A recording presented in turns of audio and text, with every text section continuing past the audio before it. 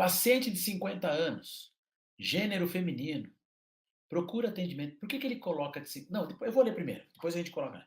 Paciente de 50 anos, gênero feminino, procura atendimento odontológico de emergência, relatando dor de longa duração, intensa e espontânea no dente 46.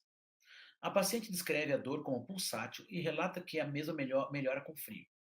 Clinicamente, o dente 46 apresenta lesão de cárie extensa com suspeita de envolvimento pulpar.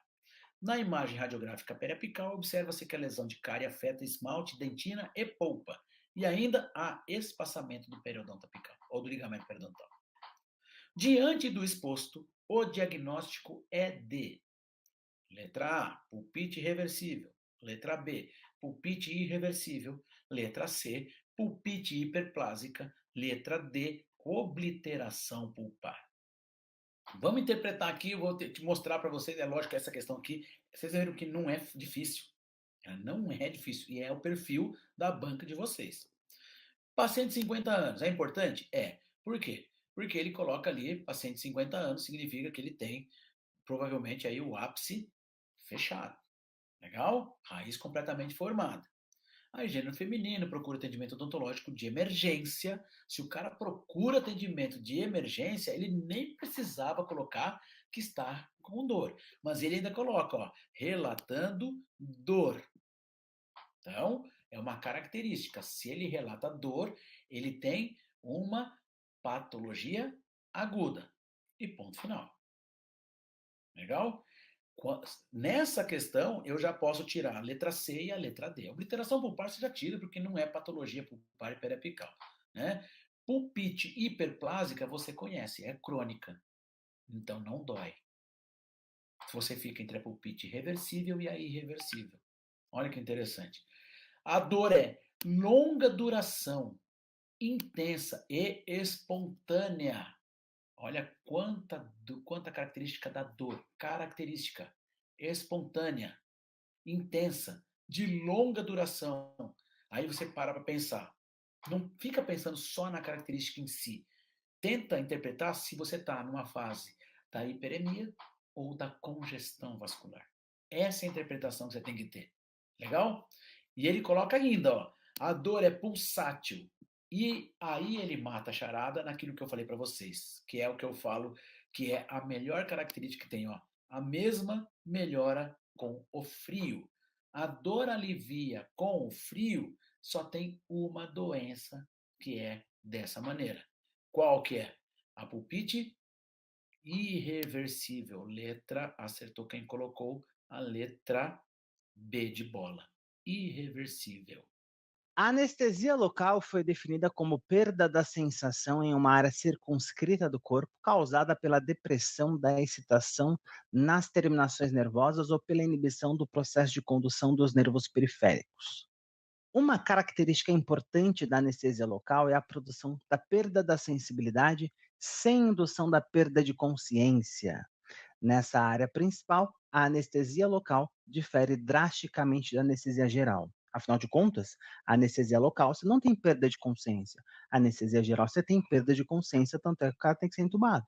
Porque na anestesia geral, você desliga o centro de controle da respiração, que fica lá no tronco encefálico. Tem que ter respiração, ajuda para o cara manter a respiração.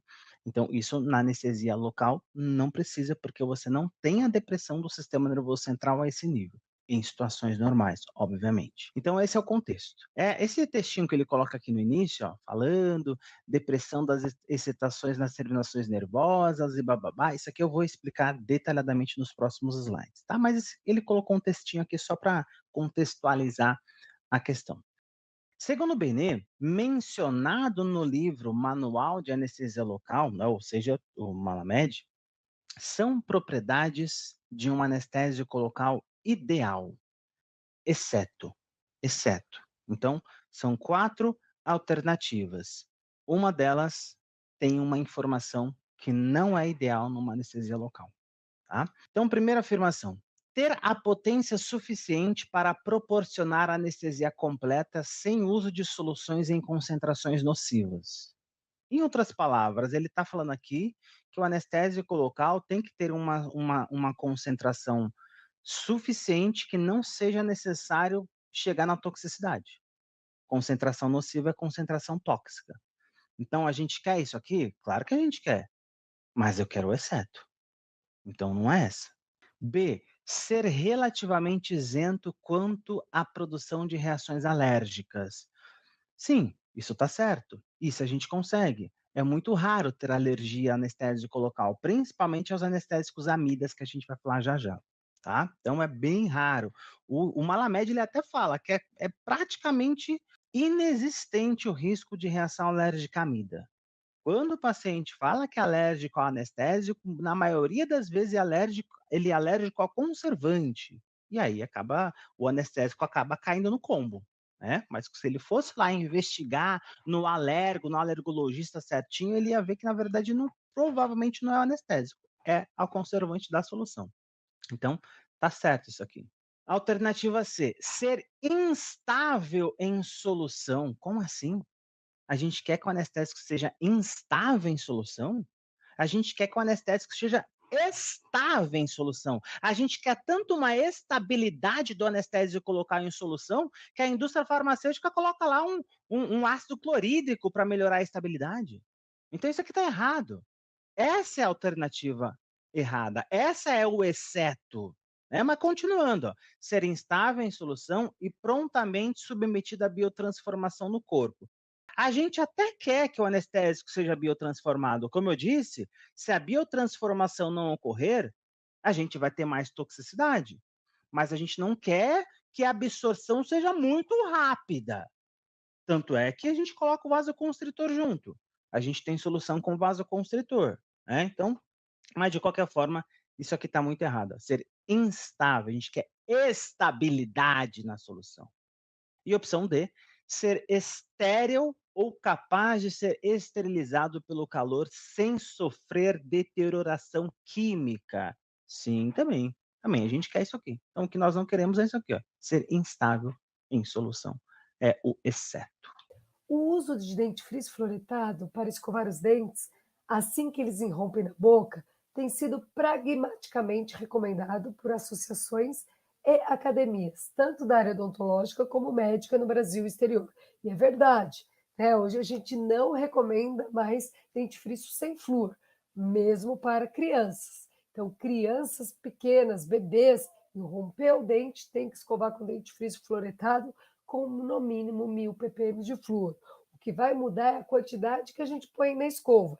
Então, crianças muito pequenas, a gente coloca meio grão de arroz cru. Então, crianças de 0 a 2 anos, meio grãozinho de arroz cru, de 2 a 4 anos, um grãozinho de arroz cru, né, a quantidade similar, e acima de 4 anos, do tamanho de um grão de ervilha. E nós adultos também não devemos usar uma quantidade muito grande. O tamanho de um grão de ervilha é suficiente para a escovação e o benefício contra as cáries. E aí a questão continua, né? É recomendado que o dentifrício usado para escovar os dentes contenha flúor em uma concentração mínima para ser eficaz. Qual a concentração mínima recomendada pelas evidências científicas? Falei durante a aula inteira para vocês. É 1.000 ppm de flúor. Então tem que ter no mínimo 1.000 ppm. Ah, professora, mas tem dentifrício infantil com 500 ppm para crianças pequenas. Não tem efeito anticárie, efeito placebo. É a mesma coisa que usar dentifrício sem flúor. Para ter efeito anticárie, tem que ter no mínimo 1.000 ppm de flúor. Existem no mercado alguns dentifrícios específicos de 5.000 ppm, que só deveriam ser vendidos sob prescrição odontológicas, que é para paciente de alto risco a cárie, né, como pacientes que usam aparelho ortodôntico, mas eles não deveriam ser vendidos sem prescrição. Então, para ter benefício anticárie, no mínimo 1.000 ppm, que é a alternativa B. Lembrando que no Brasil, o máximo permitido pela legislação é 1.500 ppm de flúor, ok? No período, sofre, angustia-se, estuda, questiona, corrige, ajusta, não deixa de se importar, de estar ao lado do leito do enfermo. A função das vírgulas é sugerir, item 1, a descontinuidade de um fato. Maravilha, show de bola. Show de bola, Gabriela. Então, esse meu primeiro item, gente, ele já está fora de cogitação, tá? Deixa eu logo te trazer uma informação aqui. Essa noção de descontinuidade, ela geralmente é representada pelo sinal de reticências.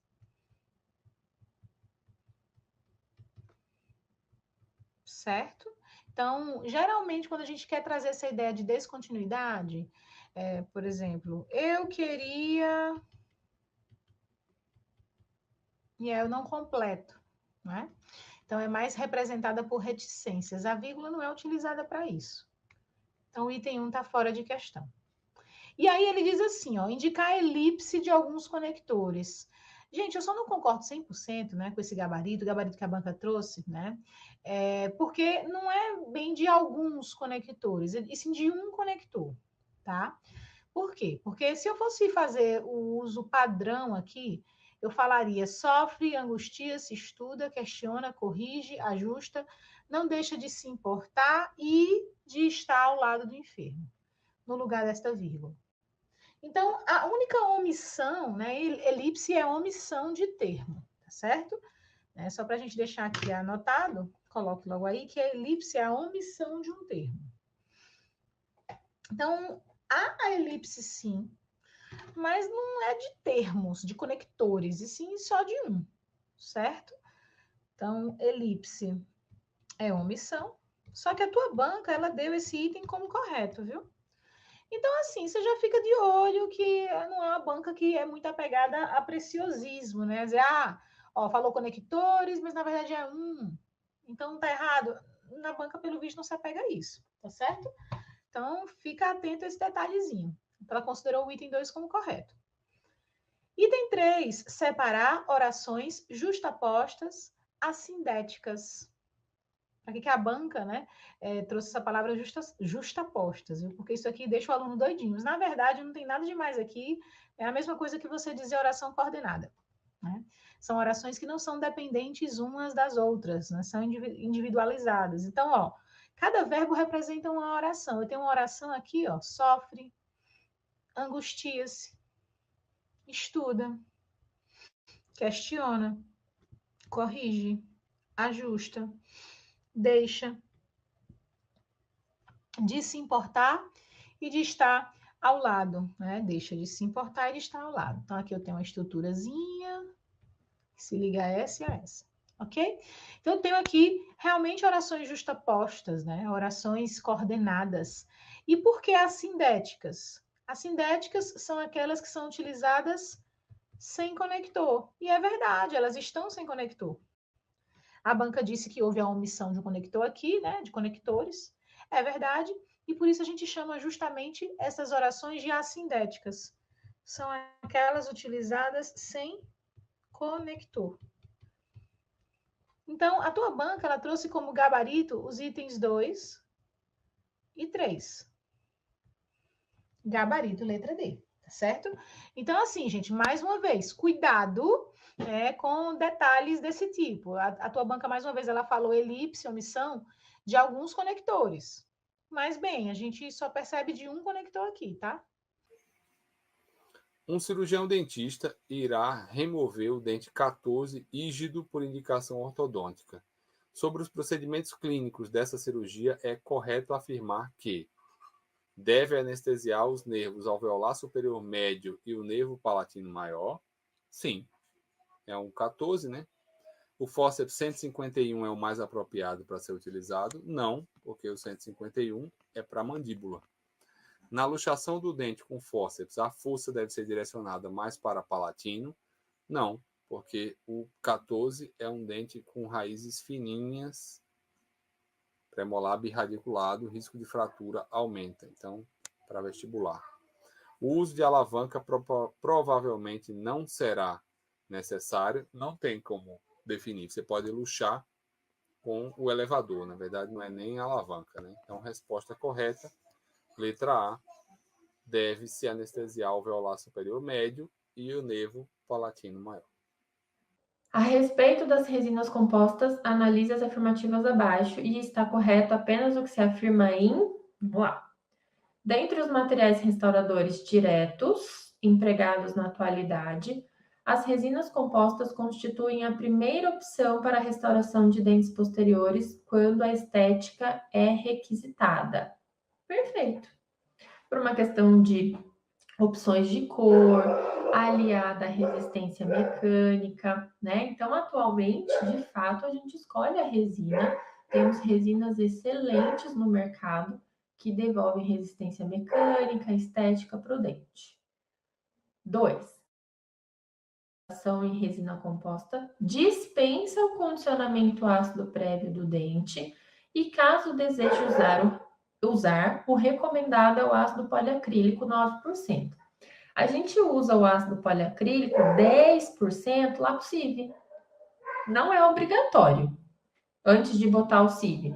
Então, eu uso um ácido poliacrílico ali, mas não é obrigatório, tá? Para resina, a gente usa quem? Fosfórico 37%. 3. Em termos de adesão ao esmalte, o condicionamento com ácido fosfórico proporciona uma adesão mais estável à resina composta. Gente, eu vou fazer só uma pausa rapidinho. Se esse barulho de cachorro atrapalhar a aula, vocês me falem que eu volto na explicação, tá? Porque é o cachorro ali da frente, home office é assim, né? Não tem como controlar muito o cachorro dos outros. Então, qualquer coisa vocês falam que eu volto. Vou ler de novo.